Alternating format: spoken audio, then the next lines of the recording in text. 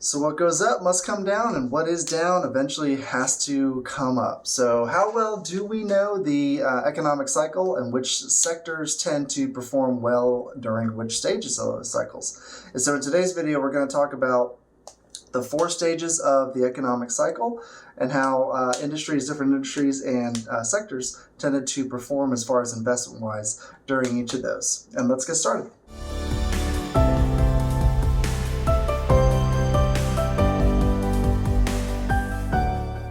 So hello everybody, welcome back to the channel. If I haven't met you yet, my name is Bill Drexler. I'm a certified financial planner. The goal of the channel is just to provide education so that we can make the proper decisions for ourselves, for our futures, for our families. And let's get started. So the business cycle is a recurring pattern over time that happens. It's a recurring pattern of recession, recovery, expansion, contraction. It's a naturally occurring thing that happens with our economy. These patterns tend to play out over anywhere from 1 to a 10-year period of time. However, it is important to point out that there can be unforeseen macroeconomic events such as wars, pandemics, scientific breakthroughs that can affect the cycle and push it into the next stage of the cycle. And there are also some industries that are more sensitive to the changes in the cycles than others, and there are some industries that are more durable. So, for example, durable goods seem to outperform in troughs, whereas defensive industries such as food and pharmaceuticals have very little sensitivity to the overall business cycle because everyone's going to need food and medicines at some point. So let's put up a graph and let's get started. So the first stage of the economic cycle is expansion. And expansion is often looked upon as the start of a new cycle. And this occurs after a trough or an initial downturn in the market or the economy. And this period is marked as economic improvement. There's a little bit more consumer spending. Unemployment is starting to recover, and businesses are starting to invest more. The second stage of the economic cycle is what is called the peak. And the peak is the very top of the cycle. And this is a period of very high, sometimes too high, investor sentiment. And there's a lot of high spending, a high borrowing. This is where we start to see inflation being a problem, as what we just saw. High employment. And other indicators are that property and commodities prices are often very high. And we can also see that the stock market is starting to top off at this point in time.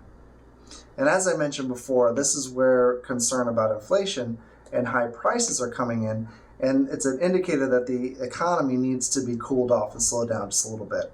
So the third stage is contraction. And contraction is a period where it's in between a peak and a trough, where the economy is starting to slow down, they're entering recession territory. Consumers are a little wearier and they're spending less. They might be saving more cash. And businesses and investments are slowing down. They also might be looking to hoard a little bit more cash. This period is also marked by rising unemployment. But there's still, inflation rates are still rising at that point in time. And it seems that the market, it's already topped, but it's starting to fall a little bit. And the short-term bond rates have peaked, and yields are starting to fall as well. And the fourth stage is the trough. In a trough, the economy is most likely already in a recession. Confidence and spending are weak. There's high unemployment. Production is falling. Some businesses may go bankrupt, sadly. And is at a time that the stock market is actually bottomed out, and folks are definitely holding on to more cash at this period of time.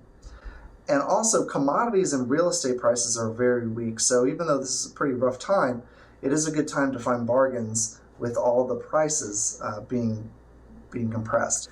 And then the process kind of starts all over again. While the duration of each stage, and thus the economic cycle as a whole, is unknown, the process tends to be the same. So which sectors tend to outperform and underperform during each cycle? Let's take a look at this graph here from our friends at Fidelity Investments, and it serves as a nice illustration. We'll kind of walk through that a little bit. So just looking here at this graph, we got a couple examples. So during the expansion phase of the economic cycle, Consumer discretionary, financials, industrials, and information technology, IT, are doing very, very well, whereas energy, telecoms, and utilities, healthcare, and consumer staples are tending to underperform. And as we move on to the peak of the cycle, industrials, information technology are doing well, whereas materials and utilities are underperforming. As we move into contraction, consumer staples are still doing well. Energy, healthcare, materials, and utilities are still outperforming. However, consumer discretionary items, IT, are starting to underperform. And then finally, in the recession or in trough phase of the economic cycle, consumer staples, healthcare, telecoms, and utilities tend to outperform because these are items that are going to be needed no matter what cycle we're in. Folks are always going to need food, they're always going to need healthcare, they're always going to need communications and utilities. Whereas what's underperforming are industrials, there's not as much production, IT, there's not as much innovation, financials and materials tend to underperform the overall market.